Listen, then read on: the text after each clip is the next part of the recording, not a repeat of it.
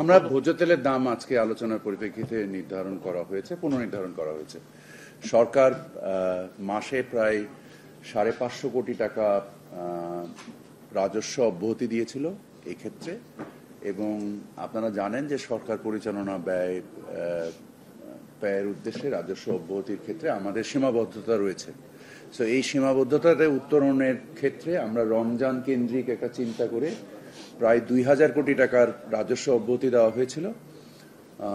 আমরা এই মুহূর্তে আন্তর্জাতিক বাজার এবং আমাদের ট্যারিফ কমিশনের যে ফর্মুলা, এটার ভিত্তিতে আমরা আজকে বাজারে তেলের মূল্য পুনর্নির্ধারণ করেছি। আমাদের যে ফর্মুলা আসে তাতে তেলের দাম আসে প্রায় 197 টাকা, বাট আমরা শিল্পের সাথে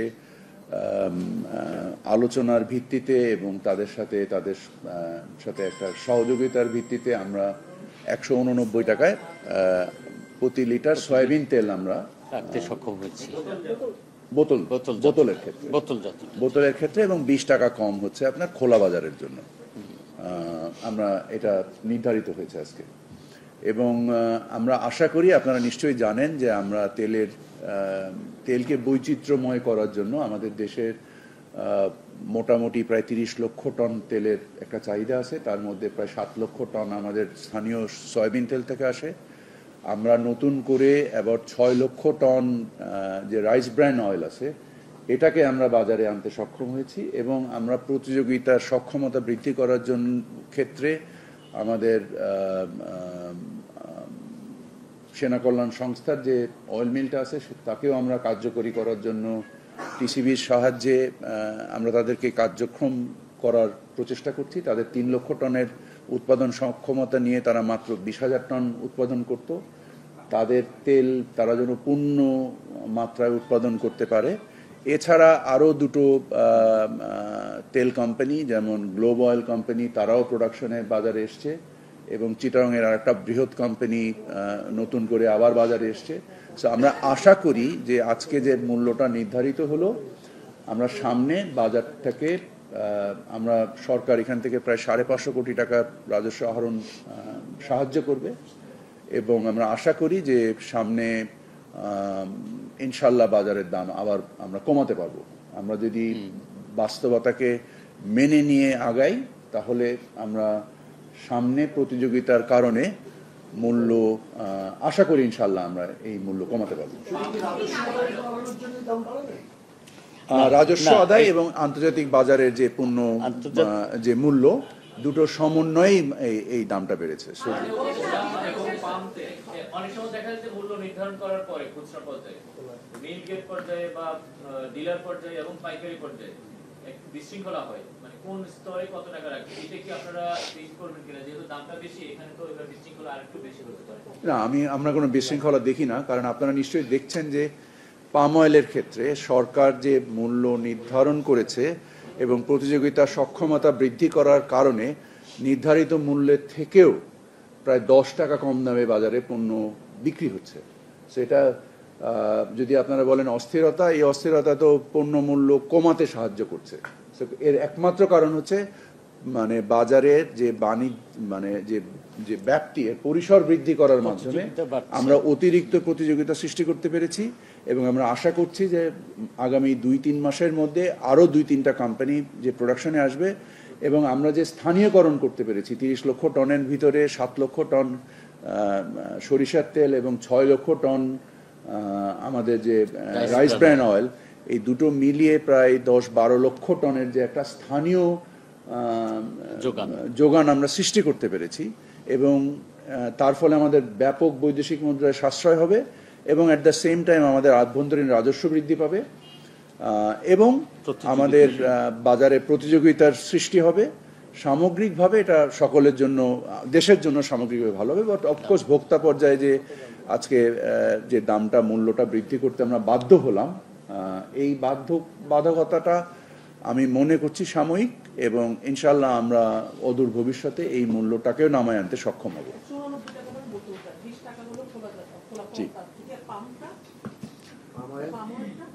পাম অয়েলের আজকের বাজার মূল্য তো আমি যতটুকু জানি অনেক কম, 14 টাকা বাড়লো। 14 টাকা। Design, elegance, beauty. সেরা পণ্য সবার জন্য। Jevico. খোলা তেল আমি যতটুকু জানি 20 টাকা কম পার লিটার। পামের যদিও নির্ধারিত মূল্য প্রায় সিমিলার, বাট বাজারে বিক্রি হচ্ছে আরো 10 টাকা কমে। এখন প্রশ্ন আসতে পারে যে কেন বিক্রি হচ্ছে নির্ধারিত মূল্য থেকে কমে, কারণ আমরা আজকে আসলে বেসিক্যালি সয়াবিন কেন্দ্রিক আলোচনাটা হয়েছে আমাদের, পাম স্পেসিফিক আলোচনা।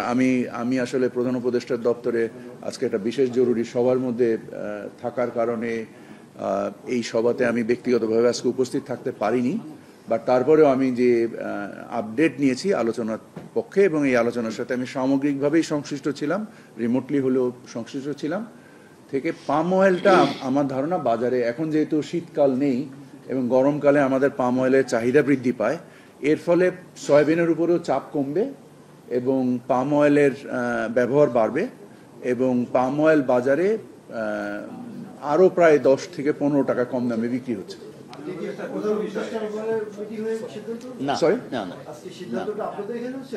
না, প্রধান উপদেষ্টার মিটিং কমপ্লিটলি ডিফারেন্ট বিষয় হয়েছে। একটা বিষয় হচ্ছে যে এটা রোববারই ম্যানুফ্যাকচার তাদের সংগঠন এই দামটাই তারা প্রেস রিলিজ আকারে গণমাধ্যমে পাঠিয়ে দিয়েছে রোববার সংবাদ বিজ্ঞপ্তি আকারে। আজকে হলো মঙ্গলবার, আজকে আপনি বললেন তো তারা আগে আসলে আপনাদের সাথে না, ওনারা এটা করতে পারেন না, ওনারা এই প্রেস রিলিজ না, এটা ইটস এ ডিফল্ট, ওনারা এই কাজটা করতে পারেন না। ওনারা ট্যারিফ কমিশনে অ্যাপ্লাই করবেন, এবং এটা যেহেতু মানে এসেনশিয়াল পণ্য হিসেবে নির্দিষ্টকৃত এবং সরকার এই মূল্য নির্দিষ্ট করেন, সো ওনাদের এই কাগজের কোনো বেয়ারিং নাই।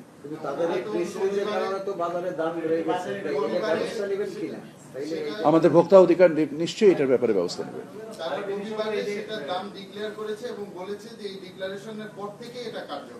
দেখুন, আমাদের যে রাজস্ব অব্যাহতিটা চালু ছিল এটা 30 তারিখে, এই মাসের 30 তারিখে, গত মাসের 30 তারিখে শেষ হয়ে গিয়েছে। সো আমরা বিভিন্ন বিশ্লেষণ করতে আমরা নিজেরাও একটু সময় নিয়ে ফেলেছি, এটাতে অস্বীকার করার কিছু নেই, কারণ আমরা আন্তর্জাতিক মূল্য, আমাদের প্রতিযোগী অবস্থান এবং আমরা এই রাজস্ব অব্যাহতিটাকে কোনো রকমে মানে আর একটু প্রলং করতে পারি কিনা সেই প্রচেষ্টা আমরা মানে খুবই নিয়োজিতভাবে কাজটা করেছি। কিন্তু পরবর্তীতে আমরা দেখেছি যে আমাদের এই টাকাটা অব্যাহতি দেওয়াটা এই মুহূর্তে সরকারের জন্য খুবই সংবেদনশীল। এই কারণে আমরা এই মূল্য, এবং আমরা মনে করছি যে যেহেতু আমাদের মূল্যস্ফীতি এখন নিয়ন্ত্রণের মধ্যে আছে, সো আমাদের যে সমন্বিত ব্যয় একটা সংসারের, এই ক্ষেত্রে এই 14 টাকা আমরা যদি দেখি যে একটা সংসারে যদি 5 লিটার তেল লাগে, তাহলে 5×14 70 টাকার মূল্য বৃদ্ধি ঘটবে প্রতি মাসে। সো মাসে 70 টাকার মূল্য বৃদ্ধি এবং সামগ্রিক পণ্যের যে মূল্য, এতে কিছুটা হয়তোবা সহনীয় হবে। অবশ্যই এটা মানে একটা ভার বহন করতে হবে ভোক্তাকে, বাট এটা আমরা শুধু একটা পণ্যের মাসিক 70 টাকা খরচ বৃদ্ধি পাবে বলে আমার ধারণা। যদি আমরা একটা সংসারের 5 লিটার বা মানে যদি জন প্রতি 1 লিটার ধরে 5 জনের একটা সংসারে যদি আমরা 5 লিটার তেলের কনজাম্পশন চিন্তা করি, একটা প্রশ্ন সবসময় হয় যে দাম আপনারা নির্ধারণ করে দেন সেই দাম কখনো বাজারে বিক্রি হয় না, তো এখন যদি না হয় আপনার কি ব্যবস্থা? এবছর তো তার চেয়ে কম দামে হয়েছে। আপনার কথাটা হয়তো পরিপূর্ণ সঠিক নয়, কারণ যে দাম নির্ধারিত আছে, যদি আপনি দেখেন পাম অয়েলের ক্ষেত্রে নির্ধারিত মূল্যের থেকেও প্রায় 15 টাকা কম দামে পাম অয়েল বিক্রি হয়েছে। না, আপনার তো সঠিক না, কারণ আমাদের শীতকালে যেটা হয় 70 ভাগ হয় সয়াবিন, 30 ভাগ হয় পাম অয়েল, আর গরমকালে হয় 70 ভাগ পাম অয়েল, 30 ভাগ সয়াবিন। এটা উল্টে যায়। আমাদের ভোক্তা অধিকারকে আমরা মানে আপনারা জানেন যে এবার রমজান থেকে শুরু করে ভোক্তা অধিকার যথেষ্ট অ্যাক্টিভ ভূমিকা পালন করেছে, এবং আমরা সমন্বিতভাবে এই কার্যক্রম পরিচালনা করেছি। বাণিজ্য মন্ত্রণালয়েরও যারা বাজার পরিদর্শন করেন ভোক্তা অধিকার সহ, এবং মাঠ প্রশাসনের জেলা প্রশাসক সহ সকলে সমন্বিতভাবে আমরা কাজ করে বাজার ব্যবস্থাকে একটা স্থিতিশীল রাখার ব্যবস্থা করেছি, এবং সরবরাহ কেন্দ্রিক ব্যবস্থাকে উন্নত করার মাধ্যমে আমরা এই ব্যবস্থাটা করার চেষ্টা করেছি। সো আমরা একই পদ্ধতিই ফলো করব, যেহেতু এই পদ্ধতিটা কাজ মানে মানে মানে ইফেক্টিভ ছিল, সো আমরা একই পদ্ধতি ফলো করব। এই মুহূর্তে একদম প্রিসাইজ নাম্বারটা আমার খেয়াল নেই, বাট এটা সিঙ্গেল ডিজিটে নেমে এসছে। মূল্যস্ফীতি নিয়ন্ত্রণে আছে বলছেন, কিন্তু চালের দাম অনেক বেড়ে গেছে। আমরা জানি যে গত কয়েক দিন ধরে প্রতিদিনই চালের দাম বাড়ছে। চালের দামটা দুঃখজনকভাবে বেশ কিছু দিন ধরেই বেড়ে আছে। আমাদের বোরো আর সপ্তাহ দুয়েকের মধ্যে আসবে বাজারে, এবং আমাদের যে মূলত চিকন চাল, এই চালটা বোরো থেকেই আসে। সেটা আপনারা নাজিসাইল বলেন বা মিনিকেট বলেন, এটা এই মৌসুমের চাল থেকেই এই চালটা আসে। সো আর 2 সপ্তাহের ভিতরে আমরা আশা করি বাজারে নতুন ধানটা উঠে আসলে, আল্লাহর রহমতে আমাদের এবারের ওয়েদার কন্ডিশন খুবই ফেভারেবল ছিল। সো আমাদের বিদ্যুতের ব্যবস্থা এবং আমাদের যে যার বিনিময়ে আমাদের ইরিগেশনস এবং আমাদের সারের যে সঞ্চালন, এই সামগ্রিক কর্মকাণ্ডের বিনিময়ে আমরা মনে করছি যে আমাদের আল্লাহর রহমতে আমাদের ফসলেও ধানেও একটা বরকত আসবে, এবং আমি আশা করি যে নতুন ধান উঠে আসলে বাজার আরও সহনীয় হয়ে উঠবে।